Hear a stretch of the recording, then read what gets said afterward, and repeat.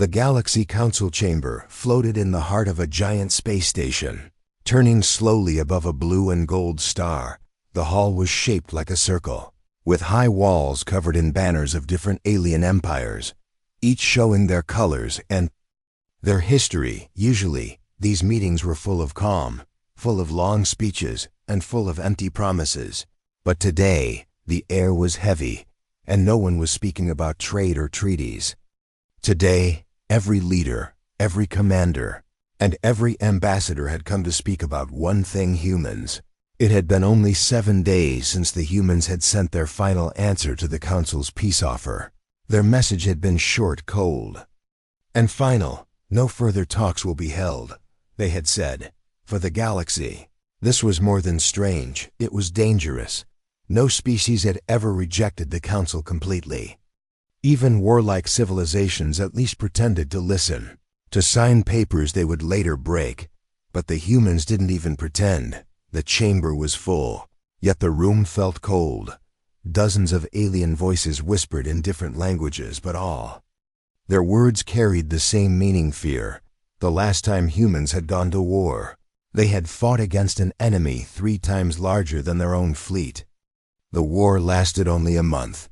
No one knew exactly how the humans won, because none of the enemy ships were ever found. It was said the Terrans had erased them so completely that even their wreckage had turned to dust. At the central podium stood Chancellor Vorlex, a tall insectoid from the Ralthun Empire. His voice clicked sharply as he called the meeting to order. "Representatives, we are here to decide our path before it is too late," he said, his antennae twitching. "They refuse talks, and we cannot allow such defiance to stand. For if one species refuses the Council, others will follow." But his words did not calm the room. Instead, they seemed to make the tension grow. Ambassador Riven from the Elendary Federation, a race of pale-skinned humanoids with silver eyes, leaned forward. "They are not like us," she said softly. "They don't think like us, and they don't fear like us. If they have turned away from the table, it is because they no longer need it." Her words were met with a chorus of low rumbles and clicks from other delegations. No one liked to admit it, but she was right. From the back of the chamber, a deep voice spoke. It was High Admiral Cawthor of the Grax Dominion, a massive reptilian figure with scales black as night. "We should not talk about their nature," he growled. "We should be preparing our fleets." His long tail thumped the floor in impatience. "Every day we wait, they grow stronger. We must strike now, before they decide to strike us." But another voice cut through the air, soft yet steady. It belonged to Elder Sharon of the Lasari, a fragile avian race known for wisdom. "You speak of war as if it will save you," she said. "But you forget what happens when they fight. Your fleets will not return, your colonies will burn, and your people will ask why you did not seek peace." The council chamber fell silent for a moment. In that silence, the hum of the station's life support system seemed louder than usual. The leaders looked at each other, and for the first time in years, the council was not united. Some feared losing power, others feared losing their lives, and still, no one knew what the humans were truly planning. Chancellor Vorlex tapped the podium again. "We have sent envoys to their worlds," he said. "They were turned away, sometimes without even being allowed to land. Our messages are unanswered. Our offers ignored." He paused, his black eyes scanning the faces before him. "This is not normal behavior, it is a challenge." Murmurs rose again, but this time they were sharper. Some spoke of sanctions, others of closing borders, but the more aggressive voices whispered about blockades and fleets. It was strange how quickly the word war appeared in their conversations, as if they were trying to convince themselves it was the only path. In the far corner, a quiet figure finally stood. It was Minister Zal of the Drenner Alliance, a species known for intelligence gathering. His 4 eyes glowed faintly as he spoke. "My agents report strange movements in Terran space," he sighed. "Entire shipyards have gone silent. Mining colonies on their outer rim have vanished from all trade networks. And there are unconfirmed sightings of structures being built in deep space, structures larger than anything we have ever seen. The hall grew colder at his words. Even the most battle-hardened generals looked uneasy, Elder Sharen's feathers ruffled in alarm. "They are building something," she whispered, "but not for defense." The thought spread quickly among the council members. If the humans had rejected diplomacy, and if they were building in secret, it could only mean one thing: they were preparing to take control by force, yet still, no one could agree on what to do. To act now could mean war, but to wait could mean worse. The chamber buzzed with argument and panic. Old rivalries surfaced, and insults were thrown across the room. It was no longer one council, it was a room full of frightened rulers trying to protect their own people. Through it all, the star outside the council station kept burning. Its golden light spilled through the chamber's glass ceiling, but no one noticed its beauty. All they could see was the shadow of Earth growing larger in their minds, and all they could feel was the quiet, unshakable truth that the galaxy had changed forever the moment humans said no. The vote from the council chamber had been loud, chaotic, and far from unanimous. Some members shouted for caution, others demanded immediate action, but in the end, the Chancellor's voice carried through the noise. "We cannot allow one species to reject the authority of the Galaxy Council," he declared. It was a statement meant to sound strong, but to some ears it carried a tremor of fear. In the private chambers beneath the council floor, the smaller War Committee met in secret. Here there were no grand speeches or long ceremonial pauses, only sharp words, flickering holomaps, and quiet voices that carried the weight of life and death. High Admiral Cawthor was the first to speak, slamming his scaled fist onto the table. "Enough of waiting," he growled, his voice low and dangerous. "They have rejected our envoys, ignored our messages, and now they sit in silence as if we are the ones who must answer to them. This is not diplomacy, it is an insult." Ambassador Riven, seated across from him, kept her silver eyes locked on the holographic map of Terran space. Her voice was calm but sharp. "You forget what happened to the Valtherian fleet," she said. "They had numbers, firepower, and speed. They entered Terran space with 60 ships and were never seen again." She looked up at the table, her gaze shifting from one delegate to another. "We don't know what happened to them. And that is what should terrify you most."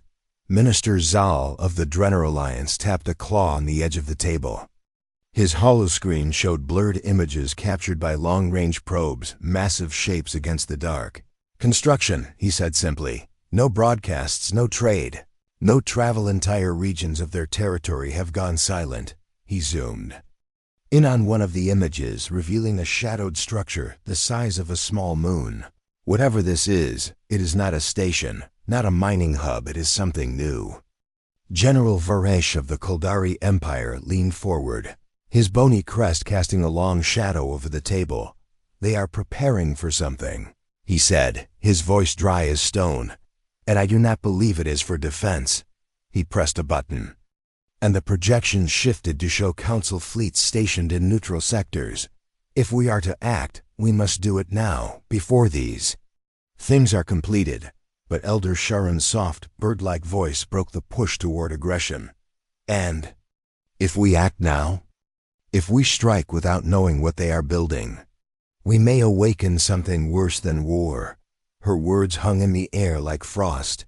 No one wanted to admit it, but the humans had a history of creating weapons the galaxy could not understand yet. A lone counter, Cawthor snorted in irritation. "They are testing us," he said. "Every moment we hesitate, they take another step forward." He jabbed a claw toward the hologram. "I propose a show of force a fleet on their borders. If they want silence, we will give them the sound of engines and weapons locking on." Riven's lips tightened. "A show of force can become war in seconds," she warned. "Do you believe they will back down at the sight of our ships? Or will they see it as a reason to erase another fleet from the stars?" The debate dragged on for hours, each voice pulling the decision in a different direction. Some wanted sanctions, others wanted blockades. A few even suggested sending smaller stealth vessels to infiltrate Terran space. But one fact kept pressing against the minds of everyone in the room. The humans had not responded at all. Not with threats, not with insults, not with anything. They had simply shut the door. Finally, Chancellor Vorlex entered the room, his insectoid frame rigid, his black eyes unreadable. "I have spoken to the heads of the remaining neutral factions," he said. "They will not side with us if we declare war, but they have agreed to lend ships if the humans cross into Council space first." He paused, letting the weight of the statement sink in. "That means we must push them to act if they fire first. We can unite the galaxy against them." It was a dangerous plan, to provoke a predator and hope to survive the first strike. But to the more war-hungry members, it was the perfect excuse.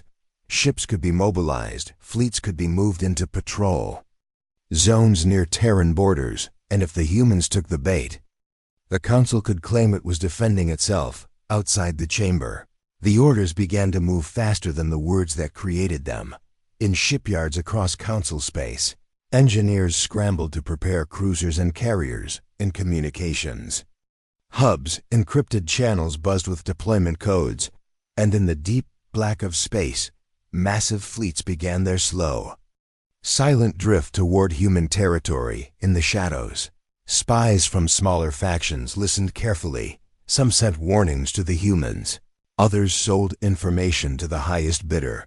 The galaxy's political web was tightening, and everyone knew that one wrong move could snap it entirely. Meanwhile, in the Council's great hall above, the public statement was prepared. It would say nothing of war, nothing of provocation, only that the Council is increasing security patrols in border regions for the safety of all member worlds. It was a sentence that sounded harmless, but to anyone who understood galactic politics, it was the opening line of something far more dangerous. When the announcement went live, news waves spread the message across star systems. In crowded spaceports, alien traders froze as the words scrolled across holoscreens. In military academies, young cadets whispered about the stories they had heard of human ships. And in the Phi-Gonkaji, deep reaches of Terran space, somewhere beyond the edge of known star charts, a single, enormous dreadnought stirred from its docking clamps. Its engines burned white-hot as it turned slowly toward the border. And though no transmission was sent, the meaning was clear. The humans had noticed the border between Council space and Terran territory had always been quiet. Patrol ships moved through the darkness in predictable patterns. Merchants came and went on carefully charted trade lanes. Even the occasional pirate avoided crossing into human sectors. But in the last 48 hours, that quiet had turned into a silence so deep it felt unnatural. Captain Relker of the Council heavy cruiser Vigilant Star floated in his command chair.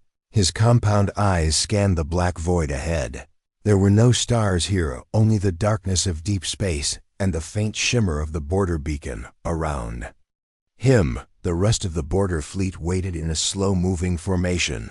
30 ships, all bristling with weapons and sensors. Their orders were simple: hold position, watch, and wait for the Terrans to respond to the Council's patrol initiative. It was supposed to be a show of strength, but to Relker, it felt like dangling bait in front of something they didn't understand. His communications officer, a thin-skinned reptilian named Vac, broke the uneasy silence. "Captain, long range. Scanners are picking up distortions." Relker's antennae twitched. "What kind of distortions?" Vac's voice lowered. "Gravitational, but faint. Multiple sources. It's as if something huge is moving toward us, but it's not visible on any spectrum." The Vigilant Star's crew shifted uncomfortably. Every officer knew human ships had advanced stealth systems, but no one had ever seen them hide gravitational signatures before. Relker ordered all ships to red alert. The border fleet tightened formation, their shields and weapons coming online. Still, the darkness ahead remained empty. Then, without warning, the stars seemed to blink out one by one. Shapes began to emerge, vast black silhouettes sliding out of the void. They were not sleek like Council warships. These vessels were angular, jagged, built for intimidation as much as war. Their armor drank in the starlight, their edges outlined only by faint red running lights. Relkor's breath caught in his throat. "They're here," he whispered. The largest ship moved forward, so massive it dwarfed the Council's cruisers. It wasn't just a warship, it was a moving fortress. Its hull bore no markings, no banners, no serial numbers. Only the cold, matte black surface broken by weapon mounts the size of buildings. Mass driver barrels rotated slowly, missile silos hummed with readiness, and from its underbelly, a row of smaller escort ships detached, moving like hunting beasts around a predator. The Council fleet's comm channels erupted in panicked chatter. What are they doing? Are they targeting us? Requesting orders from High Command. Relkor shut them all down with a single command: hold formation. Wait for them to speak, he ordered. But deep down, he knew waiting might be worse than fighting. The Terran flagship halted a few kilometers ahead. For a long, agonizing minute, nothing happened. Then, a transmission came through, not a video. Not even a proper voice call, just 3 words in perfectly clear galactic standard. Leave, now, forever.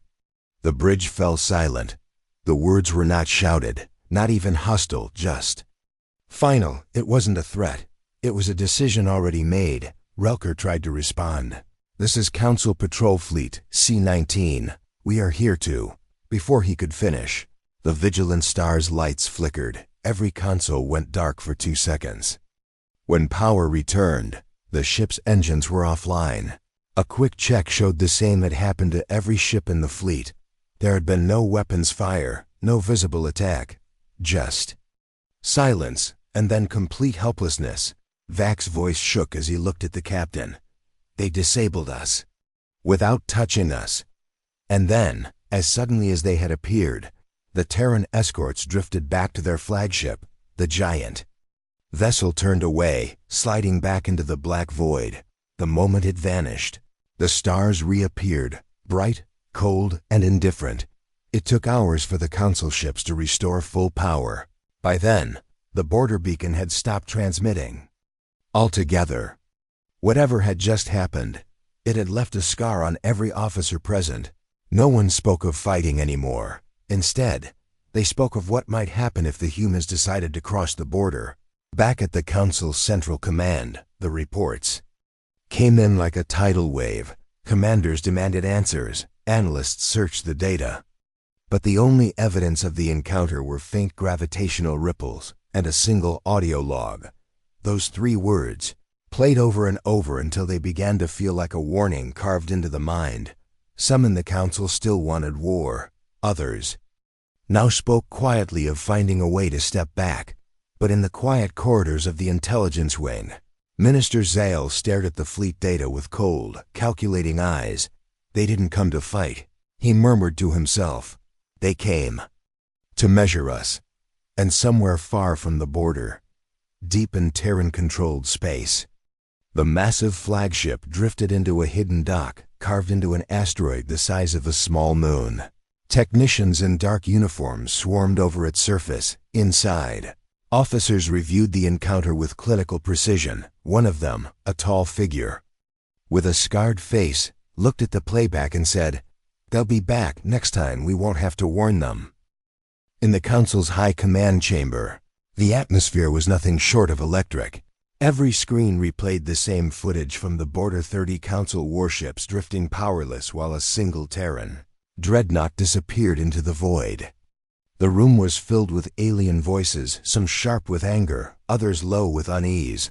But no matter what tone they used, every word was soaked in the same truth. They had been humiliated. High Admiral Cawthor stood at the center of the war table, his scaled fists gripping the edge hard enough to leave dents in the alloy. "This was not an accident," he growled, his deep voice echoing off the walls. "This was a message. They are telling us that our fleets mean nothing, that our weapons are useless." He slammed his tail against the floor for emphasis. "We cannot let this stand." But Ambassador Riven's silver eyes narrowed as she leaned forward. "You think charging at them will restore your pride?" She asked coldly, "What will you say when your fleet vanishes like the Valtherians? What will you tell the worlds you leave undefended?" Her voice cut through the noise like a blade. "This is not just about war, it's about what they want." Chancellor Vorlex's antennae twitched sharply. "And what do you believe they want, Ambassador?" She paused, her gaze sweeping the room before she spoke. "They want us to make the first mistake. They want us to be the aggressors, so they can claim they acted in defense. They are waiting for us to hand them the moral high ground." A murmur of uneasy agreement passed through the chamber. It was true, the humans had fired no shots, made no physical attack. They had simply arrived, disabled the fleet, and left. It was as if they had all the time in the galaxy to wait for the council to crack. Minister Zale stepped forward, his voice calm but deliberate. "We are forgetting the most important detail," he said. "They were able to disable 30 ships at once without visible weapons. That means they can choose who lives and who dies before the battle even starts." He tapped his claw against the holographic map. "That is not just a tactical advantage, it is absolute control." General Varesh of the Kolduri Empire snorted, his bony crest shifting. "Control or not, we still outnumber them 100 to 1. We could crush their borders in a week if we coordinated properly." But Zal's 4 eyes locked on him. Outnumbering them didn't help the Valtherians. It didn't help the pirates who tried to raid their colonies. It didn't help your own fleet during the drill sector incident. The general's mouth closed with a snap, his pride stung. Elder Sharon, her feathers trembling faintly, broke the tension with a quiet but firm voice. "They have rejected our offers of peace and diplomacy. They have shown us their strength. The next move will be theirs. The question is, will we survive it?" Her words were met with a silence heavier than steel. The leaders looked at one another, each searching for an answer that would not come. The truth was, none of them had ever faced an enemy like this. An enemy that didn't bluff, didn't rush, didn't shout threats across the stars. An enemy that simply acted and expected you to understand. Vorlex finally raised his voice. "We cannot wait for them to dictate the terms of this conflict," he said. "If we do nothing, our people will see us as weak. If we act recklessly, we will destroy ourselves. We need a plan that forces them to speak, not with weapons, but with necessity." A few heads turned in interest. "What do you mean?" Riven asked. Vorlex's mandibles clicked slowly. "We hit their supply lines, their trade routes, non-lethal strikes, enough to disrupt, but not enough to be considered an act of war. We forced them to come to us. It was a dangerous idea, to provoke humans without directly attacking them. But it offered something the others lacked, a way to test their reaction without sacrificing fleets." The council voted, narrowly approving the operation. Within hours, small, fast-moving strike craft were dispatched to Terran trade corridors. They carried orders to disable cargo haulers, intercept shipments, and retreat before human reinforcements arrived. For 2 days, the plan seemed to work. 5 human freighters were halted, their cargo taken. No casualties, no battles, just quick, clean theft. Some council members even began to relax. Perhaps the humans would see it as pressure to negotiate. On the 3rd day, everything changed. The strike team sent to intercept a massive Terran supply convoy did not return. Their final transmission was only a single, static-filled phrase. "They're already here." After that, silence. Hours later, the council received a single transmission on every secured channel. It was audio only, spoken in the same calm, precise tone as before. "You have touched what is ours. Now we will touch what is yours." The council chamber froze. Every leader knew what that meant. They had made the mistake the humans had been waiting for. And somewhere, far beyond the edge of their sensors, the black ships began to move again, not to the borders this time, but deeper, toward the heart of council space. In the far reaches of space, beyond even the most remote council outposts, Terran-controlled sectors stretched in silence. The galaxy's trade lanes avoided these regions, not because they were empty, but because they were forbidden. It was here, among cold stars and drifting asteroid fields, that the rumors said humans built their greatest weapons. Rumors no one had ever confirmed, because no spy had returned from these coordinates alive. Now for the first time, the truth was about to be revealed. A Council recon probe, cloaked in advanced stealth fields, slipped into the void. Its cameras recorded darkness for hours, until something vast blotted out the stars ahead. At first, it looked like a moon, slowly turning in space. But as the probe drew closer, the details sharpened. The surface wasn't rock, it was armor. Black and seamless, colossal gun ports lined its equator, each the size of a Council battleship.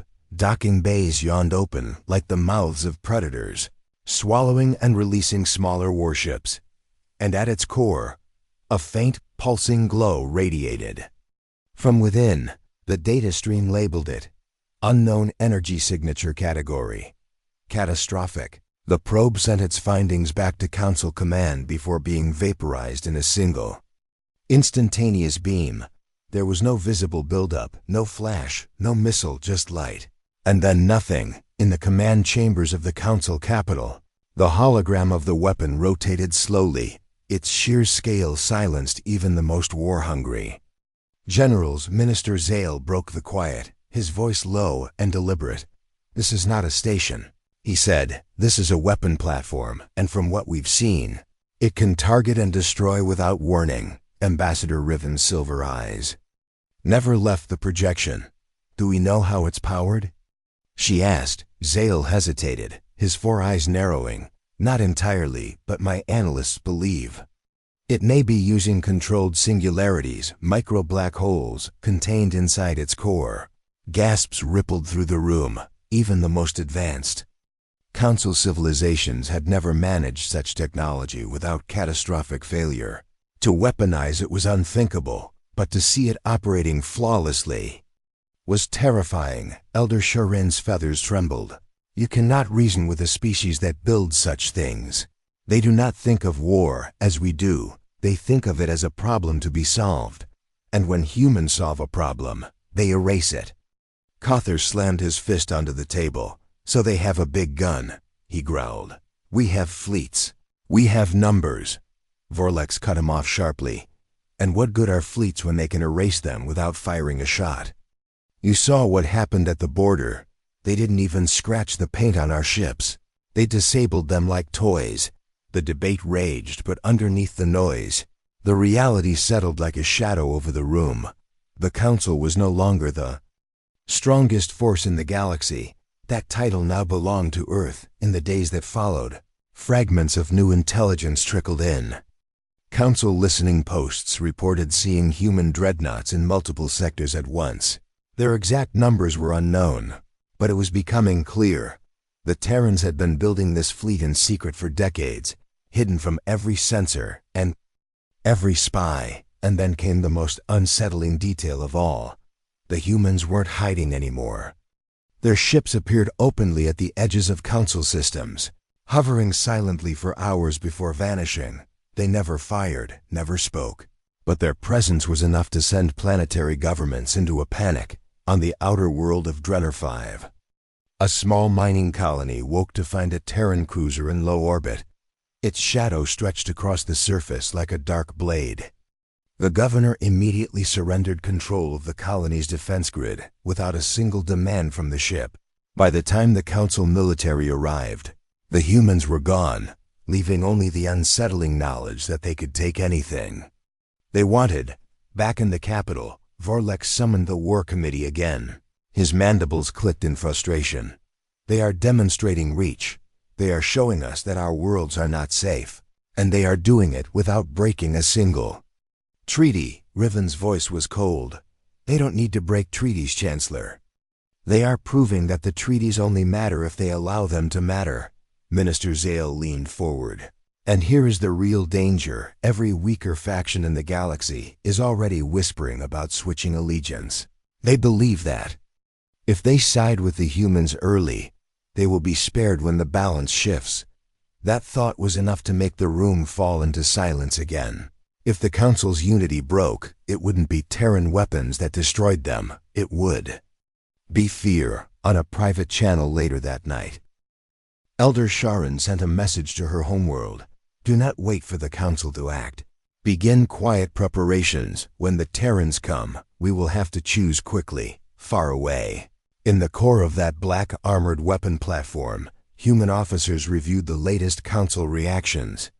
A young commander smiled faintly as reports of panic and desertion scrolled across his console.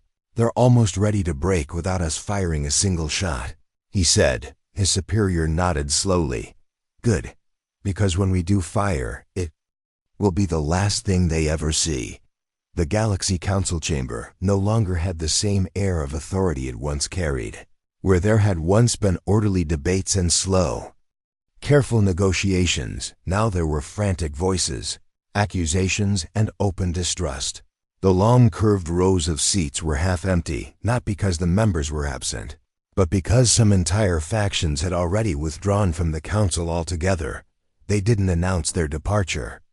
They simply stopped attending, stopped sending representatives, and stopped answering messages. Chancellor Vorlek sat rigid at the central podium, his antennae twitching in irritation. Before him, holographic projections showed the latest territorial map. The Council's blue-shaded influence had shrunk in several sectors, replaced by a growing gray void neutral space that was slowly being claimed by the humans.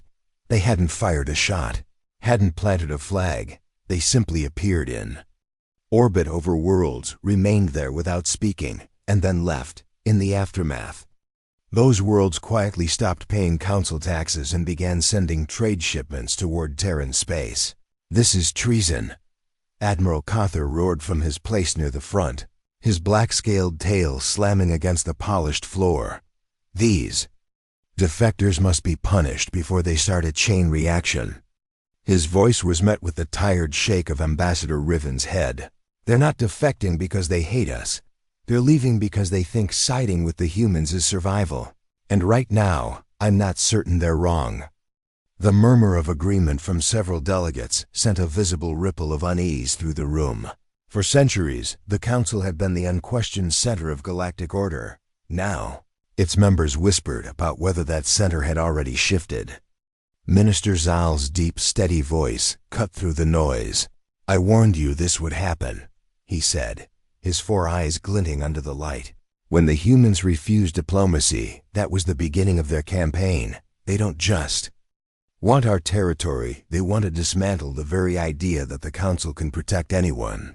He gestured to another projection trade records, intercepted by Drunner spies. Several smaller factions, once loyal to the Council, were already shipping resources directly to Earth, raw metals, fuel cells. Even advanced data cores were flowing steadily toward Terran-controlled sectors. And once these economic ties grow deep enough, Zal continued, it will not matter what we threaten or promise, those factions will never return. General Varesh of the Kuldari Empire crossed his arms, his bony crest rising sharply. So what? Let them go. If they're weak enough to run to the Terrans, they were never worth defending. Elder Shireen's soft voice answered from across the chamber. And when they are gone, who will stand beside us when the humans come for the rest? That question hung in the air like the shadow of a storm. No one spoke for several moments. The only sound was the hum of the chamber's life support vents. Finally, Chancellor Vorlek stood, his tall frame looming over the table. We still have the loyalty of the major powers, he said, trying to inject steel into his voice. But we must act now to keep it. We need a united front, a public show of strength. If we cannot match the humans in weapons, then we must match them in confidence. But even as he spoke, a new alert pulsed on the chamber's main display. A Council intelligence officer rushed in, her eyes wide with urgency. Transmission from the outer colony of Kalis Prime. They've surrendered, the room erupted. Surrendered? To who? Cawthor demanded. The officer's voice trembled. To a single human vessel. No shots fired. It entered orbit, stayed for 12 hours, the planetary governor broadcast. Their surrender shortly after.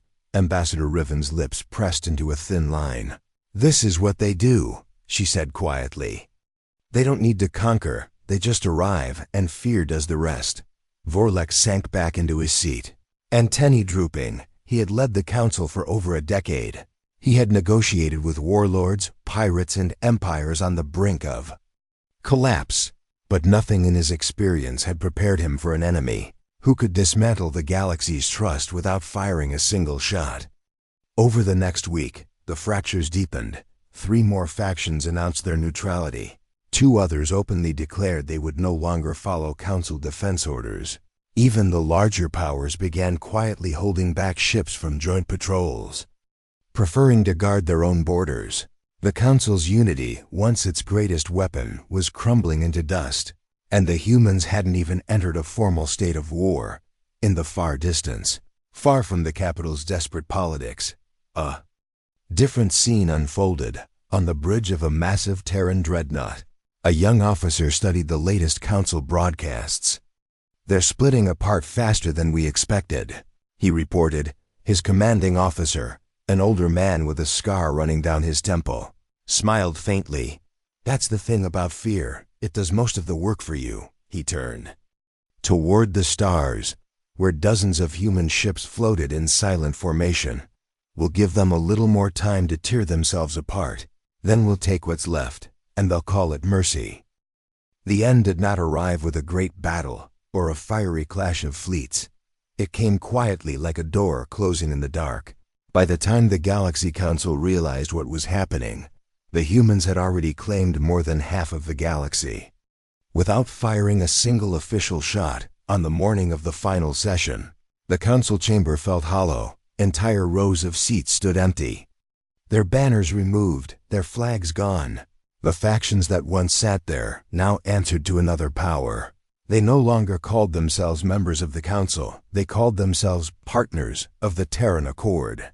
Chancellor Vorlex entered the room with slow, deliberate steps. His tall insectoid frame seemed heavier than it had months ago. He remembered the first time he had been elected. Back then, this chamber had been filled with confidence, a belief that no single species could ever threaten the unity of the stars. Now he looked around and saw only fear and resignation. Admiral Cawthor was there, his black scales dulled and scarred. He had lost 3 fleets in the border systems, not to combat, but to desertion. Crew after crew had abandoned their posts when Terran ships appeared in orbit. No mutiny, no violence. They simply left, their ships drifting empty. Even his pride had been worn down into something cold and bitter. Ambassador Riven sat quietly, her silver eyes fixed on the main display. It showed a single massive Terran flagship parked just outside the station's sensor perimeter. No communication, no demands, just a silent presence. Its black armor gleamed under the distant light of the system's sun. Everyone in the room knew it was there to watch the council's final decisions. Minister Zal's voice broke the silence. "We have reached the point where the choice is no longer between war and peace," he said flatly. "The choice is between survival and extinction. And survival now means bending to the Terran Accord." General Varesh rose from his seat with a snarl, his bony crest quivering. "So we simply surrender? Hand over the galaxy to a single predator species?" Riven turned to him, her voice sharp. "They already have the galaxy. General, they took it while we argued. The only thing left to decide is whether we survive under them or vanish resisting them." The words cut deep, and the chamber fell silent again. In that moment, a quiet truth settled on everyone present. The humans had never truly been at war with the Council. They had been dismantling it piece by piece. And they had done it without rage, without cruelty, just a cold, unshakable certainty in their own victory. Vorlex finally spoke, his voice softer than the others had ever heard it. "We will vote," he said. "Those who wish to remain independent will do so. Those who wish to join the Accord will sign the declaration." The vote took less than an hour. When the results appeared, even the most stubborn Council loyalists felt the weight of inevitability. Only a handful of worlds chose independence, the rest dozens of star systems. Billions of lives signed their names under the Terran banner. Outside, the Terran flagship finally moved.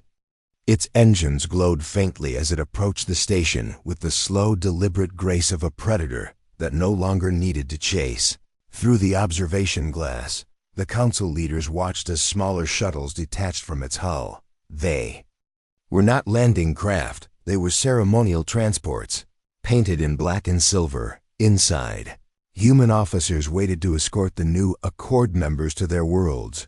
When the first human stepped into the chamber, there was no applause. There was no speech, no proclamation, only a simple nod of acknowledgement from the man in the dark uniform. He placed a small device on the Chancellor's table. "This is your secure link to Terran High Command," he said evenly. "All interstellar defense and diplomatic matters will now pass through us. No threats, no insults, just an arrangement." As if it had always been meant to be, the humans did not demand loyalty, they expected it, and the galaxy, already broken in spirit, gave it willingly. Weeks later, the council chamber was transformed into the Accord Assembly Hall. The banners of 100 worlds now bore the black and silver insignia of Earth. Trade flowed in new directions. Terran fleets patrolled the space lanes not to conquer, but to ensure order, and for the first time in living memory, piracy vanished entirely. The galaxy had peace. But it was not the Council's peace, it was the Terrans. On his homeworld, Chancellor Vorlex walked the quiet gardens of his estate. He thought about how it had all happened, how the humans had refused every negotiation, how they had never rushed, how they had simply waited for the galaxy to come to them. It was not force that had defeated the Council. It was patience, and patience, he realized, was the deadliest weapon of all. Far away, deep within Terran High Command, a single report was filed, objective complete. The Accord is established. No hostile engagements required, and in the silence of space, the black armored flagships drifted on, not in victory, but in quiet ownership of a galaxy that now belonged to them.